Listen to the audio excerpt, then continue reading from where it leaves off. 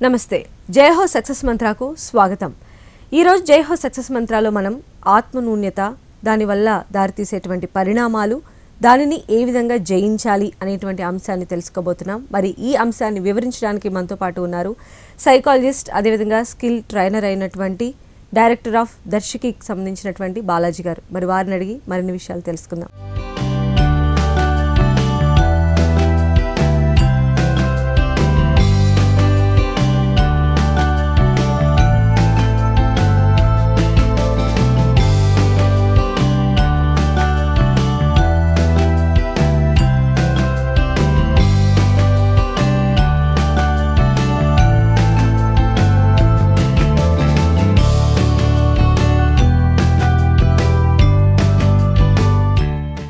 నమస్కారం బాలాజీ గారు. మనం చాలా మందిలో చూస్తూ ఉంటాం, అంటే వాళ్ళలో ఎంత టాలెంట్ ఉన్నప్పటికీ కూడా సొసైటీలో వాళ్ళు వాళ్ళకున్నటువంటి టాలెంట్ని గుర్తించక, అరే నేను వీళ్ళతో సమానంగా లేనే అనేటువంటి ఒక ఆత్మన్యూన్యతా భావంలో ఉంటారు. దానివల్ల వాళ్ళు వెళ్ళాలనుకునేటువంటి గోల్కి రీచ్ కాలేకపోతూ ఉన్నారు. సో దీన్ని అసలు ఏంటి ఈ ఆత్మన్యూన్యత అనేటువంటి భావాన్ని మనం ఎలా చూడాలి అని అంటారు? ఇది యాక్చువల్లీ ఇది హ్యూమన్ సొసైటీ వల్ల వచ్చిందా అనంటే 50-50 ఛాన్సెస్. ఎందుకు అనంటే కొందరు రూరల్ బ్యాక్గ్రౌండ్లో నుంచి వస్తూ ఉంటారు. వాళ్ళకి సిటీ కాన్వెంట్లో ఉన్న పిల్లలతో పాటు మనము కంపేర్ చేసుకోవాలి అనంటే ఎలాగా, వాడికి ఇంగ్లీష్ వచ్చు నాకు రాదు అన్న కొన్ని సందర్భాలు ఏర్పడుతూ ఉంటాయి అన్నమాట. నా అంచనా ప్రకారం ఇదంతా మన బ్రెయిన్లోనే ఉంటుందండి. ఇంగ్లీష్ వచ్చినంత మాత్రాన్ని వాడికి సబ్జెక్ట్ వస్తుంది అని అనుకోవడం తప్పు. ఇంగ్లీష్ వరకు ఇంగ్లీష్ అంతే. వాడికి తెలుగు వచ్చినంత మాత్రాన సబ్జెక్ట్ వస్తుంది అనుకోవడం కూడా తప్పే. కానీ సబ్జెక్ట్ అనేది ఎక్కడ ఉంటుంది అంటే మీ ఆలోచనలో, మీ తెలివిలో ఉంటుంది. ఆ తెలివిలో ఎప్పుడైతే కాన్ఫిడెన్స్ ఉంటుందో ఆ కాన్ఫిడెన్స్ని జయించడం అన్నది ఎదుటివాడికి చాలా కష్టం. ఎప్పుడు మన బ్రెయిన్లో లో కాన్ఫిడెన్స్ అని ఉంటుందో అప్పుడు ఎదుటివాడు జయించడం చాలా ఈజీ. దీనికి 2-3 కథనాలు మనకే ఉన్నాయి. మొదటికి చెప్పాలి అని అంటే మహాభారతంలో చిన్న కథ ఉందండి, చాలా మంచి కథ. కృష్ణుడు బలరాముడు ఇద్దరు ఎక్కడో ఊరికి వెళ్తూ ఉంటారట. వెళ్తున్నప్పుడు ఏం చేస్తారు, ఒక రాత్రి అయిపోతుంది, ఒక పెద్ద అడవి నుంచి వెళ్ళాలి. ఒక పెద్ద రాక్షసుడు వాడు వీడంతా ఉంటారు, మనం ఏదో తీసుకెళ్తున్నాం, సో దీన్ని కాపలా కాయాలి అని చెప్పి అనుకుంటారు. వీళ్ళు దేవుడైనా కూడా మానవ రూపంలో ఉన్నారన్న ఒక కథ అనమాట. అయితే ఇందులో ఈ కృష్ణుడు ఏం చేస్తారు, బలరాముడు ఇద్దరు ఒక చిన్న ఒప్పందం కుదుర్చుకుంటారు. ఏమని, నేను ఒక 4 గంటలు నేను పడుకుంటాను, నువ్వు మేలుకుండు, మళ్ళీ నువ్వు వచ్చి పడుకో, నేను మేలుకుంటాను. సరే అంటాడు. ఫస్ట్ ఏం చేస్తాడు కృష్ణుడు, నేను చిన్నోడే కదా నేను పడుకుంటాను ఫస్ట్ అని చెప్పి పడుకుంటాడు. బలరాముడు ఏం చేస్తాడు, ఓకే పహారా కాస్తూ ఉండు అని అంటాడు. గమ్మని ఉంటాడు కదా బాగా, అటు ఇటు తిరుగుతూ ఉంటాడు అనమాట. వెళ్ళినప్పుడు ఏం చేస్తాడు, సడన్గా ఒక పెద్ద భూతం వస్తుంది. ఆ రాక్షసుడు ఓ పెద్ద లెవెల్లో వచ్చి కనిపిస్తుంటాడు ఫుల్గా. ఇతను చూడగానే భయపడిపోతాడు. అయ్యో ఇంత పెద్ద ఆకారం, ఇంత పెద్ద సిచ్యువేషన్ ఏంది ఇంతకు అంటే, ఎవరు మీరు అని అంటే, నేను ఈ మొత్తం అరణ్యానికి రాక్షసుడిని, నన్ను మించేవాడు ఇక్కడి నుంచి పోలేడు, మీరు అనవసరంగా ఇక్కడికి వచ్చారు, తిరిగి వెళ్ళిపోండి అని అంటాడు.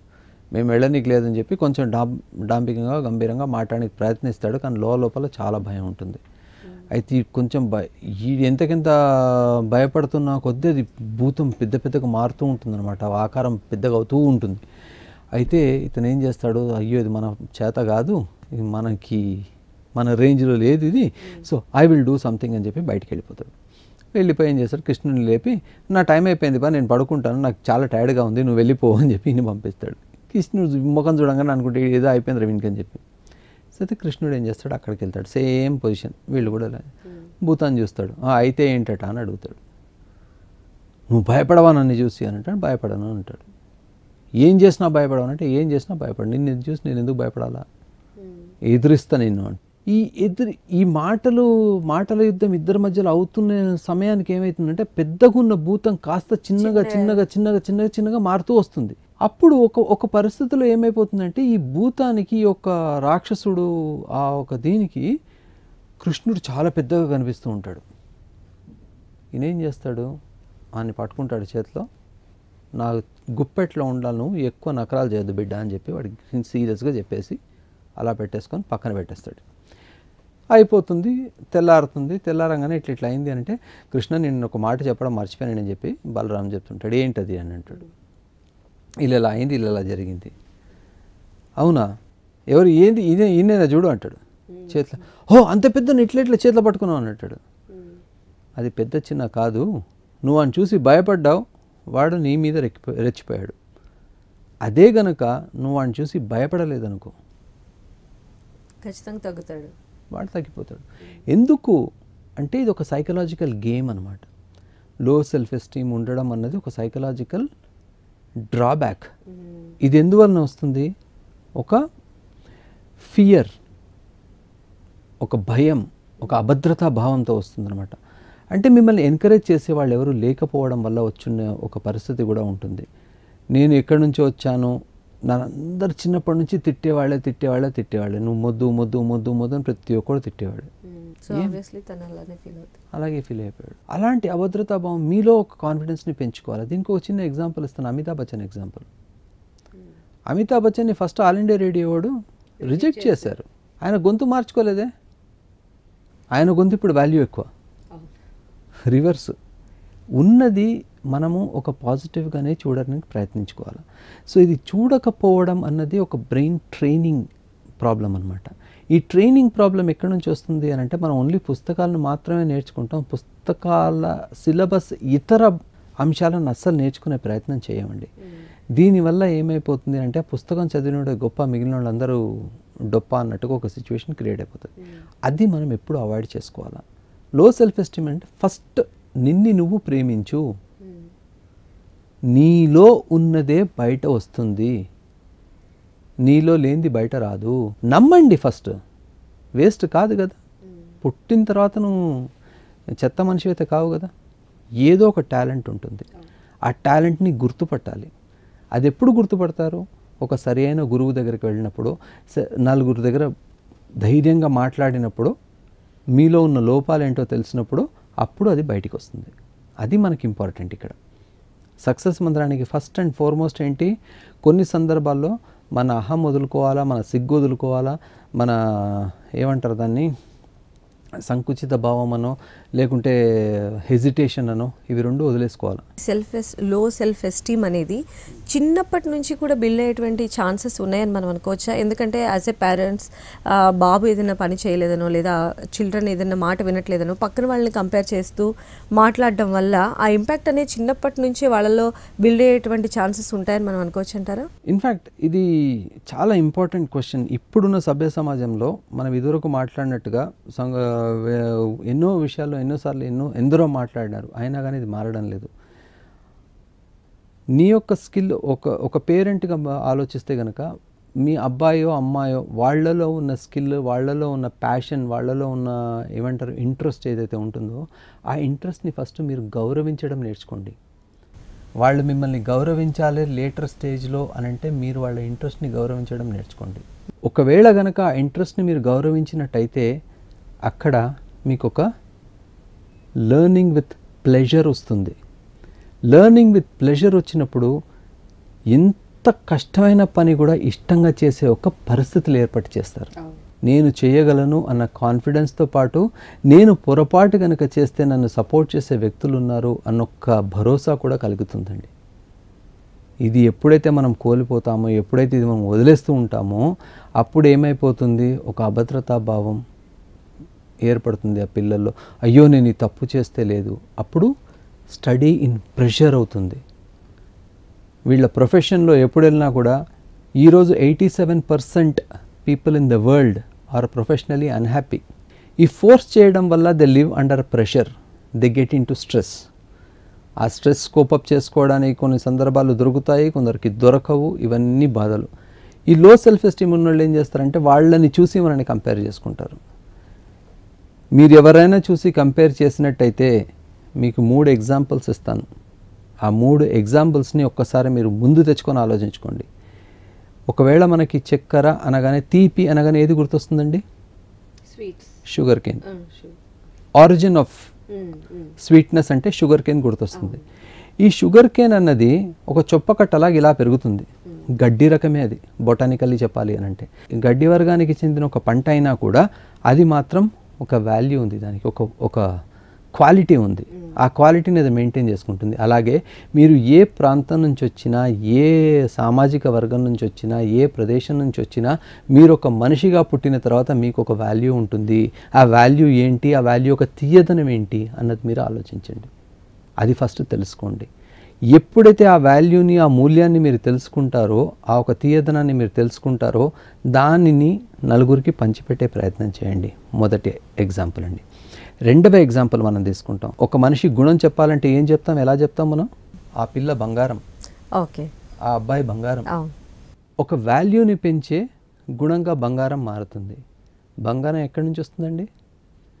మట్టిలో నుంచి. దానికి రంగు లేదు, రుచి లేదు, సువాసన లేదు, అవునా? కానీ దానికి ఒక వాల్యూ ఉంది, అరుదుగా దొరుకుతుంది. నీ ఆలోచన బంగారం లాంటిది. నువ్వు సహృదయంతో మంచిగా ఆలోచిస్తున్నావు అని అంటే ఎదుటివాడిని చూసి ఈర్ష్యపడాల్సిందో, కించపరచుకోవాల్సిందో పరిస్థితి లేదు. ఆ ఆలోచన, ఒక వాల్యూ ఏదైతే ఉంటుందో, బంగారం లాంటి ఆలోచన ఉంటుంది. దాన్ని కూడా ఒక మనిషితో మనం కంపేర్ చేసుకోకూడదు. నువ్వు ఆలోచించు దాని గురించి. మూడో వ్యక్తిత్వం ఏంటి? ఒక శాండిల్వుడ్. ఈ శాండిల్వుడ్ ఆయిల్ కానీ, ఈ శాండిల్ పేస్ట్ కానీ ఎందుకు ఉదాహరణ చెప్తున్నానంటే, మనలో ఉన్న తెలివి, మనలో ఉన్న క్వాలిటీ, మనలో ఉన్న ఒక పదార్థాన్ని సభ్య సమాజంలో వెళ్ళి రుద్ది ప్రయత్నించాలి. ఆలోచించండి, కలిసి ఆలోచించండి. వాడు మంచి ఇస్త్రీ వేసుకున్న బట్టలు వేసుకున్నాడు కదా, నేను ఐరన్ లేని షర్ట్ వేసుకున్నాను కదా, పోయి వెళ్ళి మాట్లాడకుండా అలా భయపడి ఉండడం వద్దు. వెళ్ళి మాట్లాడండి ధైర్యంగా. మేబీ అతను వేసుకున్నాడంటే అతను అలవాటు, ఇక్కడే ఉన్నాడు, పెరిగాడు, ఎవడో ఇస్త్రీ చేసి ఇస్తున్నారు, ఎవరో వేసుకుంటున్నారు, వాడు చేసుకుంటున్నాడు అంతే. అంతేగాని నేను షేక్ హ్యాండ్ ఎవరికైనా ఇవ్వాలి అని అంటే ఫస్ట్ నీ చెయ్యి చాపాలి, తర్వాత అతను కూడా చెయ్యి చాపుతాడు, అప్పుడే షేక్ హ్యాండ్ అవుతుంది. అలాగే ఒక పరిచయం ఏర్పడిన తర్వాతనే తెలుస్తుంది అది బంగారమా, అది చెరుక, లేకుంటే చందనమా, లేకుంటే ఒక మురుగు కాల్వనా అని. మనం దగ్గరికి వెళ్ళి చూడకుండా దూరం నుంచి అంచనా వేసి నన్ను నేను కించపరుచుకుంటూ మాట్లాడుకునే ఎందరో మహానుభావులు ఈ గడ్డలో ఉన్నారు. ఆ భావాన్ని మార్చండి, ముందుకు ధైర్యంగా వెళ్ళండి. అక్కడికి వెళ్ళి ఆ పొజిషన్లో ఉండి చూడండి. మీలో ఉన్న చెరుకుని, మీలో ఉన్న బంగారాన్ని బయటికి విసిరేయండి. అది చందనంలాగా కలిసిపోయి మంచిగా వచ్చి ఒక మంచి ఔషధంలా ఇంటేక్ అయిపోతే ఇబ్బందే లేదుగా. కానీ నేను ప్రయత్నమే చెయ్యను అనంటే చాలా తప్పు. ఇది డైరెక్ట్ ఈ యొక్క కోరిలేషన్ పెద్దవాళ్ళకు ఉంటుందండి. మీరు అడిగారు కదా ప్రశ్న, చిన్నప్పటి నుంచి ఎలా ఉంటుంది, వాళ్ళని ఏం చేస్తారని చెప్పి. పెద్దవాళ్ళు కూడా ఎప్పుడు కూడా ఇది చెరుకు, ఈ ఉన్న వాల్యూ కానీ, తీయదనాన్ని కానీ, ఒక ఇంపార్టెన్స్ని కానీ అస్సలు చూడరు. వాళ్ళకి తోచింది మాత్రమే ఒక డబ్బలేసి అలా పంపించేస్తూ ఉంటారు. అందులో ఏమైపోతుంది, తన భావంలో మొత్తం కూడా అయ్యో నేను ఇలా చేస్తేనే కరెక్టేమో, ఇలా చేయకుంటే తప్పేమో అన్నట్టుగానే వాళ్ళు ఆలోచిస్తూ ఉంటారు. కానీ వేరే రకంగా ఆలోచించే పరిస్థితి ఉండదు. దీనివల్ల తన సొంతంగా ఆలోచించే తెలివితేటలు, సొంతంగా ఆలోచించే ఒక ఏమంటారు నాలెడ్జ్, ఇంటెలిజెన్స్ అనేది కంప్లీట్గా సప్రెస్ అయిపోతుంది, అసలు వేస్ట్ అయిపోతుంది టోటల్గా. సో అందుకని they will always be dependent on others. ఈ డిపెండెన్సీ ఎప్పుడైతే పెరిగిపోతుందో చేతకాదంతా ఒక రకమైన భయం ఉంటుంది. వాళ్ళు సడన్గా లేరు, దొరకలేదు అంటే భయమే వచ్చేస్తుంది. ఫినిష్. ఈ భయం వల్ల అన్ని రకాల ఇబ్బందులు వస్తాయి. ఈ భయాన్ని పోగొట్టుకునేటువంటి మార్గమే లేదంటారా? చాలా ఉన్నాయి. భయాన్ని పోగొట్టుకునే మార్గాలు అనేకంగా ఉన్నాయండి. మొట్టమొదటి మార్గం మనకేంది అని అంటే, భయం ఎందుకు వస్తుంది, నాకు ఎందుకు కలుగుతుంది, I have to feel that. What is it that making me scared? వాడి ప్రవర్తన వల్ల భయపడుతున్నారా, మీ ఎక్స్పెక్టేషన్ వల్ల భయపడుతున్నారా, అక్కడున్న సర్కమ్స్టెన్సెస్ వల్ల భయపడుతున్నారా, వేరే వాళ్ళు ఏమైనా చెప్తారో అన్న దాని మీద భయపడుతున్నారా? ఫియర్ పోగొట్టుకోవడానికి మొట్టమొదటి ప్రయత్నం ఏం చేయాలంటే మనం ప్రయత్నించాలి. ఎలా ప్రయత్నించాలి? సహృదయంతో. మనకని ఇప్పుడు ఈ ప్రయత్నించడానికి ముందు ఒక చిన్న పని మనం చేయాలండి. ఒక సేఫ్ పర్సన్ని ఎంచుకోవాలి. ప్రతి మనిషికి ఏదైనా సరే, ఆడ కానీ మగ కానీ, నాలో ఉన్న భావాన్ని, నాలో ఉన్న ఆలోచనని, నాలో ఉన్న ఒక వ్యక్తిత్వాన్ని ఇంకొకళ్ళ దగ్గర నిర్భయంగా, నిర్మోహమాటంగా ఎవరికో ఒక్కళ్ళకైనా చెప్పుకోవాలి నేను. ఎవరికైనా సరే, అది ఎలాంటి మంచి పనైనా, ఎలాంటి ఇంట్రికేట్ ప్రాబ్లం అయినా సరే ఒకళ్ళకి చెప్పుకోవాలి నేను. ఆ మనిషిని నేను ఎంచుకోవాలి. ఒకవేళ నేను వీడికి ఇంతవరకు చెప్తాను, వీడికి ఇంతవరకు చెప్తాను, వీడికి ఇంతవరకు చెప్తాను, వీడికి ఇంతవరకు చెప్తాను అని చెప్పి మనం విశ్లేషించుకున్నాం అనుకోండి, మనం ఎప్పుడు బయటకు రాలేము. ఇంకా మనం బయటికి రాలేము. ఎందుకంటే ఒక్కరి దగ్గర ఆ పరిమితితో మనమే ఆగిపోతాం, బయటికి రాలేము. ఎప్పుడైతే మనం ఆ పర్సన్ని మనం ఆలోచించి మనం చేయడానికి ప్రయత్నిస్తున్నామో, ఓకే, అప్పుడు ఏమైపోతుంది అని అంటే మనలో ఉన్న ఆలోచనలన్నీ బయటికి వచ్చేస్తాయి. ఆలోచనలు ఎప్పుడైతే మొత్తం బయటికి వచ్చేస్తాయో అప్పుడు ఒక థర్డ్ పర్స్పెక్టివ్, అంటే ఒక డిఫరెంట్ యాంగిల్ నుంచి మనం ఆలోచించే ప్రయత్నం చేస్తాం, చూసే ప్రయత్నం చేస్తాం. ఇక్కడే ఫియర్ అన్నది వస్తుంది. కొంచెం ధైర్యం చేసి ప్రయత్నించండి. పాజిటివో నెగటివో వేరే విషయం, ఒక నేర్పు అయితే మీకు ఖచ్చితంగా వస్తుంది. నలుగురు దగ్గర పోయి ఒక క్వశ్చన్ అడిగారు అని అంటే దానికి ఆన్సర్ మీకు దొరకలేదు అని అంటే 5వ వ్యక్తికి చేస్తారు, 5వ వ్యక్తి దగ్గర ఉంటుంది. There will be a solution. ఒక ప్రాబ్లం అన్నది వచ్చింది అని అంటే దానికి సొల్యూషన్ ఉంటుంది. ఒక సొల్యూషన్ ఒకళ్ళు ఇచ్చారు అని అంటే దానికి ఇంకొక ప్రాబ్లం కూడా వస్తుంది. ఈ ప్రాబ్లం సొల్యూషన్ అనేది లైఫ్ సైకిల్ మాదిరిగా గుండ్రంగా తిరుగుతూనే ఉంటుంది మన చుట్టూరా. ప్రతి ప్రాబ్లంకి ఒక సొల్యూషన్ ఉంటుంది, ప్రతి సొల్యూషన్లో ఒక ప్రాబ్లం ఉంటుంది. అయితే మనకి ఆ సందర్భంలో ఏ ప్రాబ్లం, ఏ సొల్యూషన్ మనకి ఎక్కువగా మనకు ఆనందాన్ని ఇస్తుందో అది మాత్రం మనం తీసుకోవాల్సిన పరిస్థితి ఉంటుంది.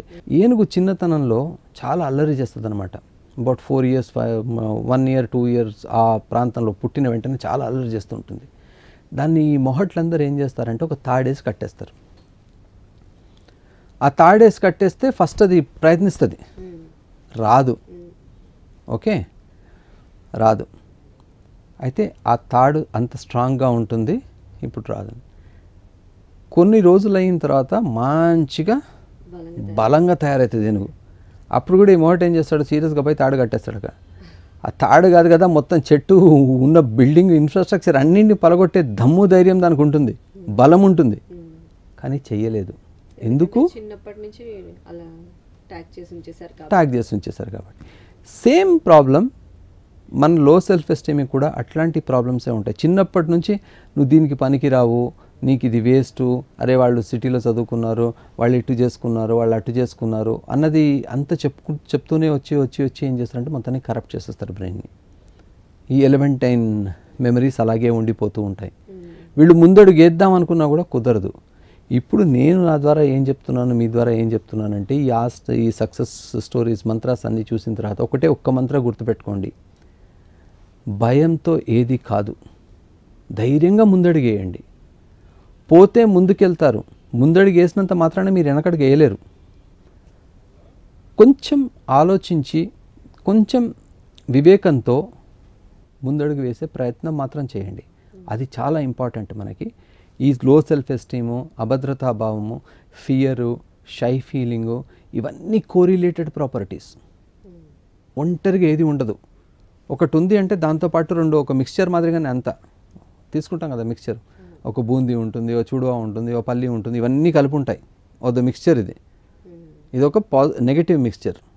ఈ నెగటివ్ మిక్స్చర్ని తీయాలి అని అంటే నేను ఏరి తినకుండా ఒకటేసారి తినే ప్రయత్నం చేయాలి. అప్పుడు ఖచ్చితంగా మీరు మీ భయాన్ని వదులుకుంటారు, మీరు మీ లో సెల్ఫ్ ఎస్టీమ్ నుంచి బయటికి వచ్చి ఒక కాన్ఫిడెంట్గా ముందుకెళ్తారనమాట.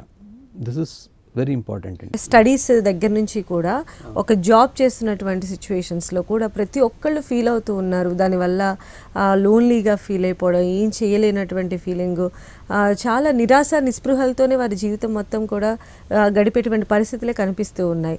సో వాళ్ళని ఆ యొక్క సర్కమ్స్టాన్సెస్ నుంచి బయటపడేయడానికి యాజ్ ఎ సైకాలజిస్ట్గా, యాజ్ ఎ స్కిల్ డెవలపర్గా మీరు ఏం సజెషన్స్ ఇస్తారు? మనసులో ఉన్న భావాన్ని ఇప్పుడు ప్రతి ఏజ్లోనండి, యంగ్ ఏజ్ కానీ, టీనేజ్ కానీ, మిడిల్ ఏజ్ కానీ, మ్యారేజ్ కానీ, క్యారేజ్ కానీ, ఓల్డ్ ఏజ్ కానీ, ప్రతి ఏజ్లోనూ ఒక ఎమోషనల్ బ్యాగేజ్ ఒకటి కంపల్సరీగా ఉంటుంది.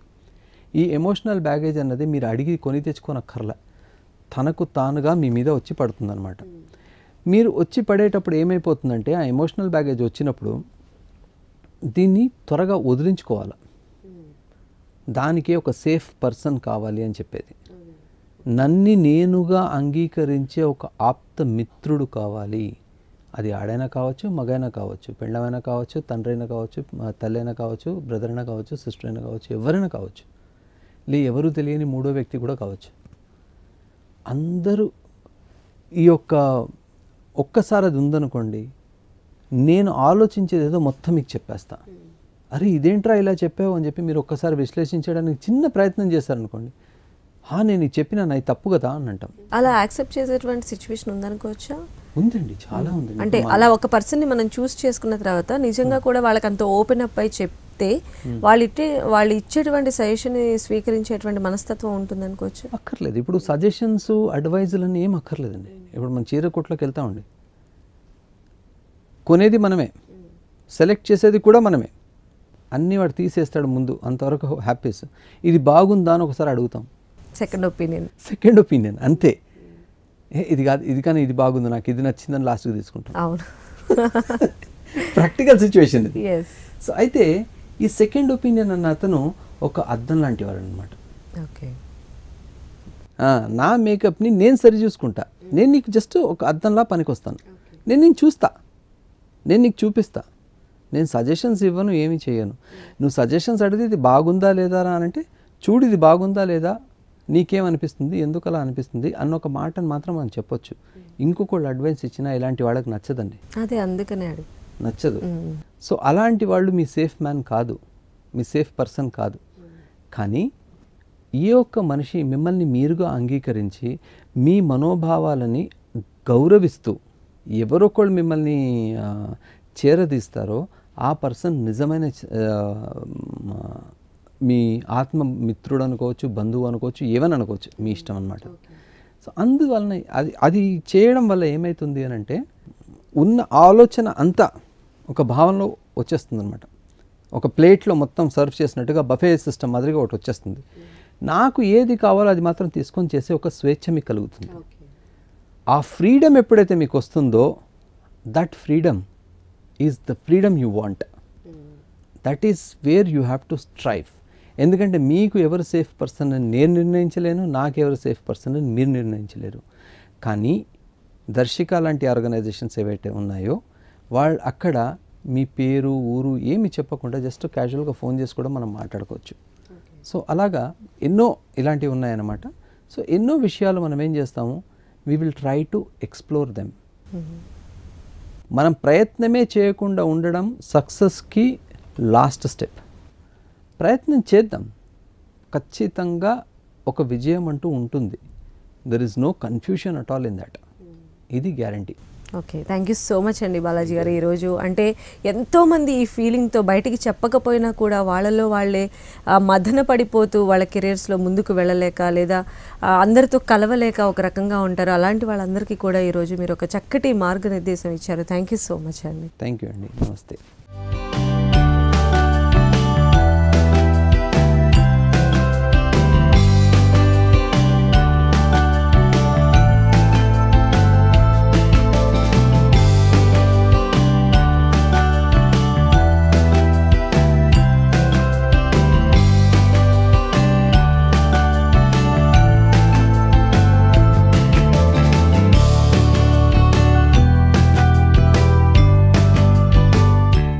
ఇది ఇవాల్టి జై హో సక్సెస్ మంత్ర. మరో మంచి అంశంలో మళ్ళీ కలుసుకుందాం. అంతవరకు సెలవు, నమస్తే.